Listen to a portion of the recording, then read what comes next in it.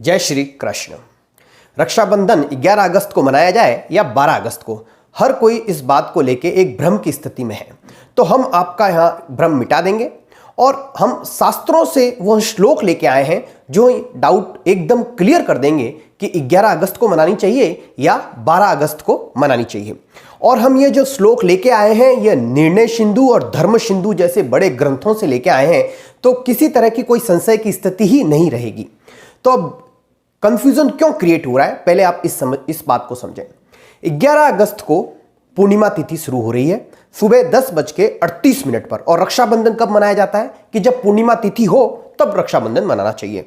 तो 11 अगस्त को 10:38 पर पूर्णिमा तिथि शुरू हो रही है और 12 अगस्त को 7:08 पर खत्म हो रही है। यह जो टाइमिंग है यह जगह के हिसाब से थोड़ा इधर उधर हो सकता है, इस बात को आप ध्यान रखें। कहीं आधा घंटा पहले हो जाएगा, कहीं आधा घंटा बाद में होगा, कहीं 1 घंटे, आधे से 1 घंटे का वेरिएशन पूरे भारतवर्ष में कहीं ना कहीं आ सकता है। इस बात को आपको ध्यान रखना चाहिए। अब हम बात करते हैं कि पूर्णिमा तिथि जो है वह 10:38 पे शुरू हुई, तो यह 11 तारीख को भी है और यह 12 तारीख को भी सुबह सुबह जो है 7:10 तक सुबह सुबह भी रहेगी। तो अपन को कब मनाना चाहिए?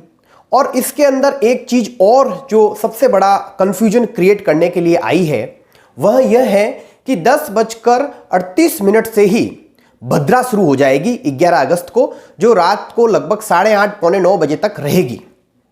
ठीक है, तो अब यह डाउट है कि भद्रा में रक्षाबंधन मनाया नहीं जाता, और यह बात क्या शास्त्रों में दी हुई है?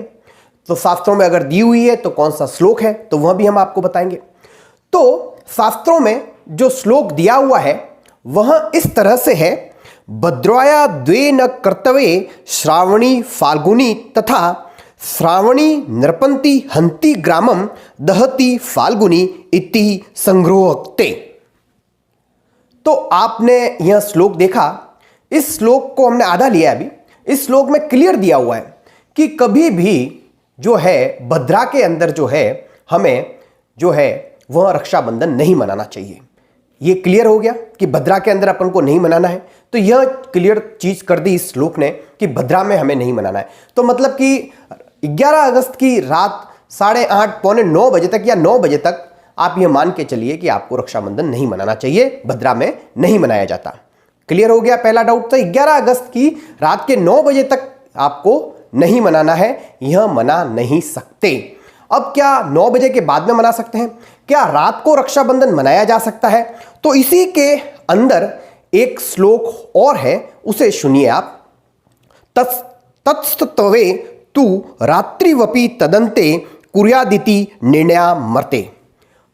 अब आपने अगला श्लोक में यह बताया गया है कि अगर ऐसा हो तो हम रात में रक्षाबंधन मना सकते हैं।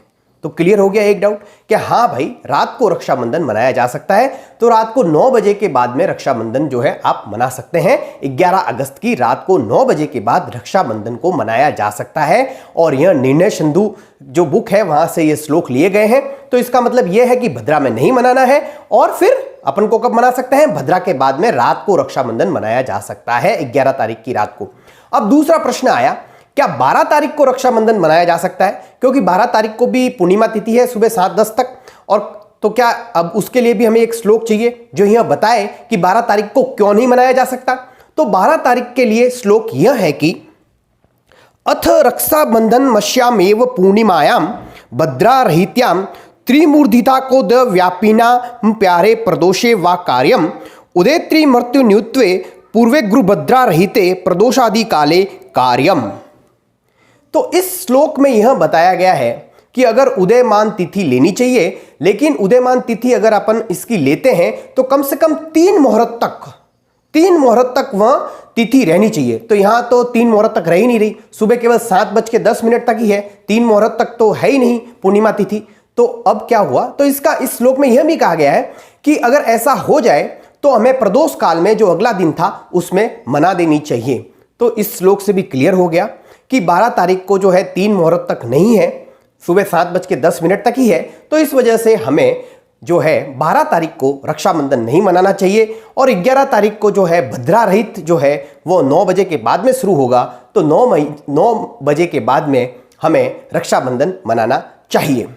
अब एक जो बात और आ रही है विचार में, जो लोग कह रहे हैं कि 11 तारीख को मकर का चंद्रमा है, तो इस वजह से जो हमारी जो भद्रा रहती है वह पाताल लोक में रहेगी, तो हमें रक्षाबंधन मना सकते हैं। कुछ लोगों का यह तर्क है कि भद्रा का निवास जो है वह पाताल लोक में होगा, भूमि पर नहीं होगा, पृथ्वी पर नहीं होगा, तो इस वजह से आप मना सकते हो, वो ऐसा कह रहे हैं।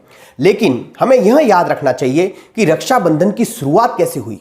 रक्षाबंधन की शुरुआत हुई थी, लक्ष्मी जी ने राजा बलि को रक्षाबंधन या रक्षा सूत्र बांधा था।